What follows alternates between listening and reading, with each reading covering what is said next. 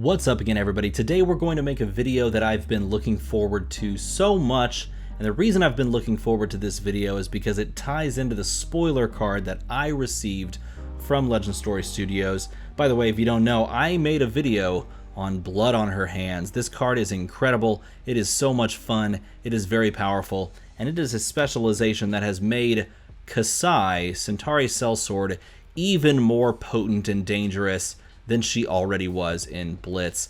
And I am so pumped to play some Blitz gameplay with Kassai because I think she is fantastic. She was fantastic beforehand, and now I think she's even better. So let's talk about what I've done with this version of Kassai and why I think this is clearly the best version of Kassai we've ever had, and why it's going to be kind of scary going into Blitz seasons after all the CC stuff is past us and we move into skirmishes, which are coming very soon.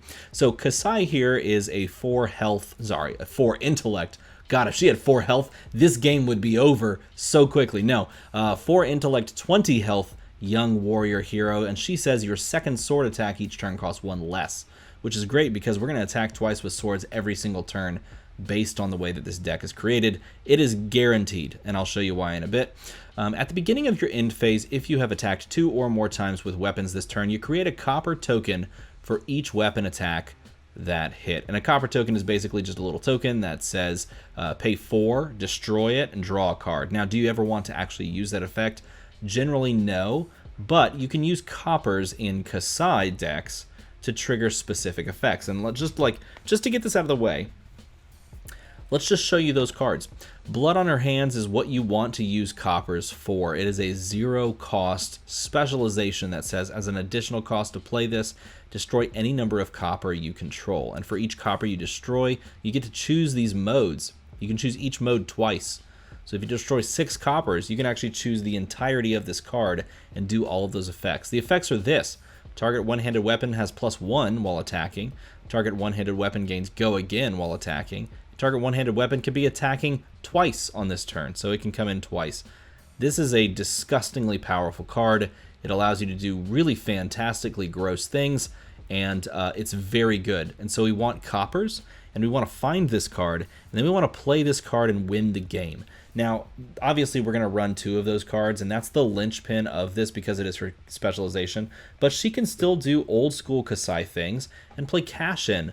Cash-In destroys 4 coppers, and you don't have to pay the 4 resources to actually play this card out. And in doing so, you draw 2 cards and then go again. So at any point, you can just cash in your coppers, and when you cash in your coppers, you draw 2 cards, which is fantastic because, again, Kassai creates coppers. And this deck is now full of dangerous actions that, when they are played, can come in and buff your sabers like crazy. By the way, we should talk about equipment because all of this centers around the old Centauri sabers. I went out and purchased some cold foil Centauri sabers because I'm just straight up in love with Kassai and with sabers in general, so I got myself 2 cold foils. This is the cold foil Centauri saber left, and of course the right, or I guess this is left and that other one's right. Either way, is a 1 cost 2 attack weapon that, if it's defended by an attack action card, will actually gain +1 attack over time. And you may think, like, that's fine. It doesn't have go again attached to it, so you have to, like, give it go again. But this card gets really nasty. These sabers get really nasty. They're not just good for Kassai, they're good in general, and the fact that we're playing them in Kassai is fantastic. The rest of the equipment slots, we have Arcanite Skullcap. This is the dull cap, meaning it came from Everfest, as you can see by the orange dot down there.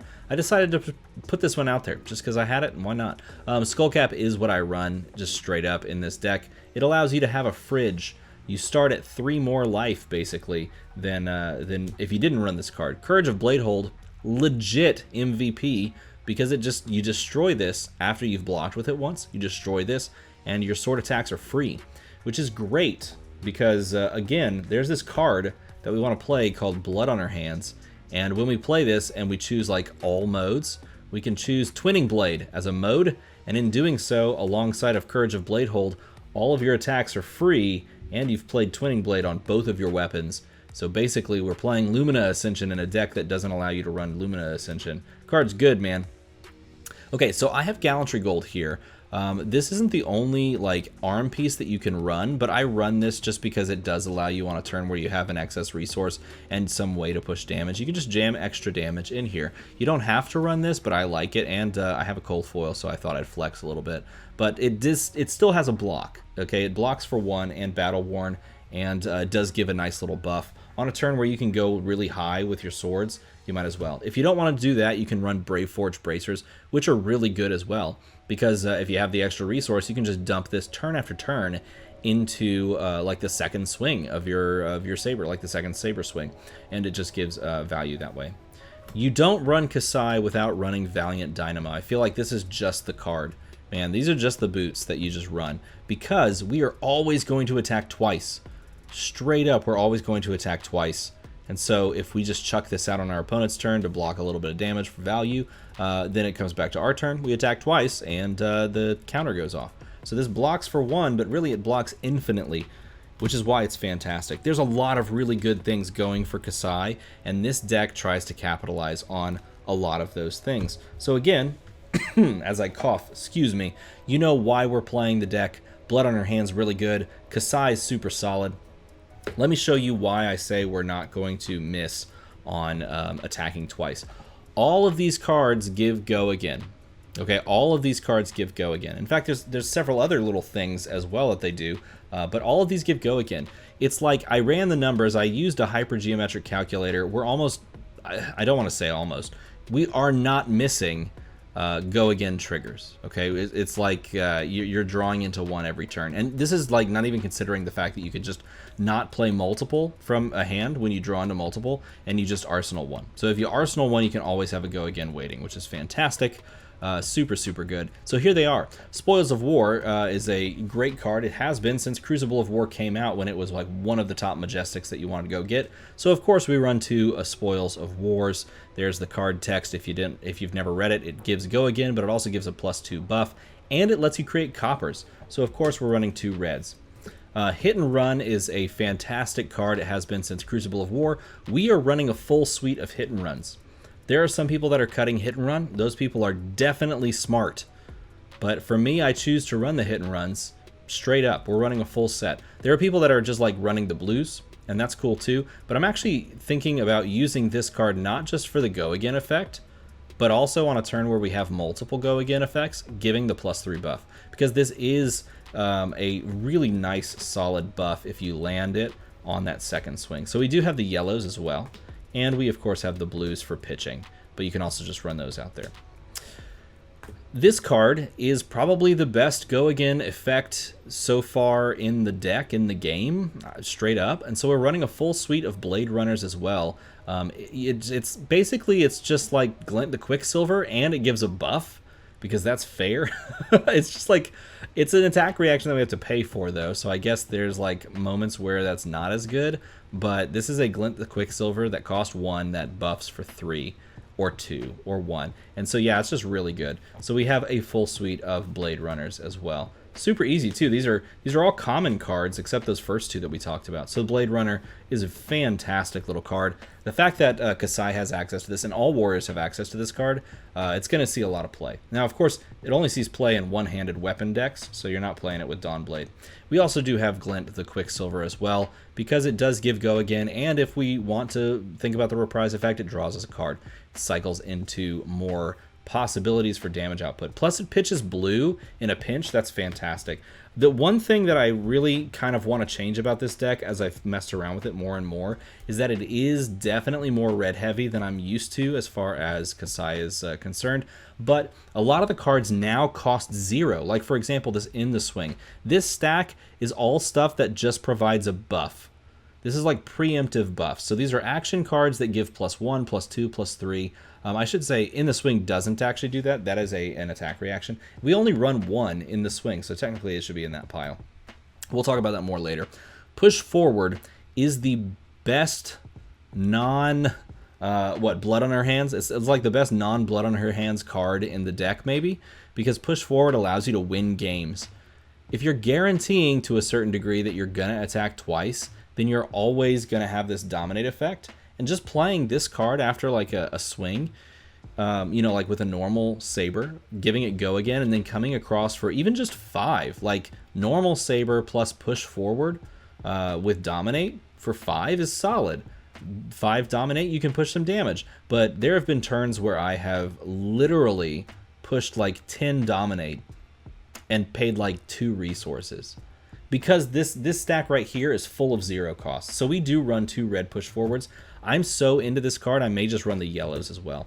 Red Slice and Dice, it's a 0 cost that gives a +1 buff on your first sword swing and a +3 on your second sword swing. This card's nutty. So we play the reds and the blues. I may also try to find a way to play the yellows, but really the blues are in here for pitching. They're not so much in here for the buff. You can still play them. There's still a benefit to going +1/+1. It's like this card's literally gallantry gold in your deck. That's like super solid. So Slice and Dice red is fantastic. Another great card that we got in Everfest. Same thing with Outland Skirmish. It's just like a Sharpened Steel. It's Sharpened Steel, but you get a copper if it hits. So it's like they took the good things about Sharpened Steel, which is +3 and cost nothing, and they combined it with a decent part of what's the majestic Spoils of War, a decent part of Spoils of War, in that it creates you a copper, which is exactly what you want to do with Kassai, and you can stack up very quickly all these coppers to get your value out of it and jam down Blood on Her Hands, or jam down a cash in so that you can draw into like a Blood on Her Hands at a later turn. Super, super good, and it's +3, and it costs you nothing. Again, we run the reds and we run the yellows for +2.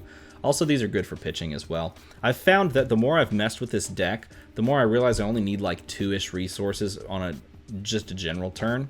And these, by the way, these cards are attack reactions, and some of these I find suspicious. 1 in the swing feels good, maybe 2 down the road feels better. Out for blood, again, if we're guaranteeing that we're going to be attacking each turn, with 2 sabers, which is what we're trying to do. By the numbers, we have a very high percentage with this number of cards, a very high percentage of actually just straight up getting 2 attacks every single turn. Then the Out for Blood reprise effect is very beneficial to us because this gives a +3 buff and it gives a +1 buff to our next sword swing. So we run 2 reds, we run the blues for pitching. We don't really ever run the blues out there just in general. And then we run 2 blue overpowers. I was thinking about different blues that I can include in this slot, and I came across I just came to overpower as an option, just because at some point towards the end of the game, this can become a pay 3, give +4 to like a game-winning swing. But if it's not, then at the very least it blocks for 3 and pitches. So I thought this is a fine option for blue pitch. Okay, we already talked about this pile of like win condition cards like Blood on Her Hands and Cash In. So finally we're left with 3 cards that are sort of gadgety in nature. You can cut you can cut like Nourishing if you don't like Nourishing, but I kind of like Nourishing. If your opponent lets this connect, you're drawing 5 cards, which is fantastic. And you're also just probably playing Blood on Her Hands, or another big, just strong string of like buff attacks, and then coming in with your sabers. I'm not playing any other attack in this deck except Nourishing Emptiness. Everything else is action cards, so this will always get the value. We're only running 1, we're not running 2, so a super solid card in general, in my opinion. And then finally, we have 2 red Sink Belows, so that we can filter like quad red hands. If we run into a situation where we arsenal a Sink Below, and then we draw into 4 reds, and we're like, ooh, it would be nice to have a yellow or a blue here, then we can Sink Below an attack and then swap out a red that we don't really care about using for, hopefully, what is a yellow or a blue. So again, that is my number 1 danger with this deck, and you can see the breakdown over there of the deck stats overall, and I would like to add more, maybe more yellows and blues, but I'd like to add in general more pitch to the deck so that I can smooth out quad red turns. That is the one thing that I'm kind of worried about, but I definitely don't want to lose like push forwards. Slice and Dices feel really good. Outland Skirmishes. Like, if you have ideas on what I should cut to bring in more yellows and blues, please leave those down in the comments below. But I feel like this deck is actually insane for Blitz. Like, this feels really good for Blitz, and I know there's a lot of people that are big on OTK Benji as far as what Blitz can be going forward. I actually made an OTK Benji deck video over on Channel Fireball. It's going out very soon, so check out for that. But I think Kassai is very good, very, very good going forward. And if I can add maybe some more blues into the Kano matchup for pitching, she could just have solid matchups all around. Super good hero, super fun too. You should definitely get some Kassai games in. If you enjoyed this video, if you learned something about this deck, I highly recommend that you hit the button and make the number go to the number so that you can see more little like short deck text like this where I break down what's in the deck and why each card is there. I don't know, maybe I'll even showcase like how the deck plays. I could tag that on, or I could like play with someone this week maybe. Maybe, yeah, hey, if you want to play a game with me, I'll play Kassai, you can play something, and we can kind of test it out. That'd be a nice little follow-up to these. As always, everybody, thanks for watching.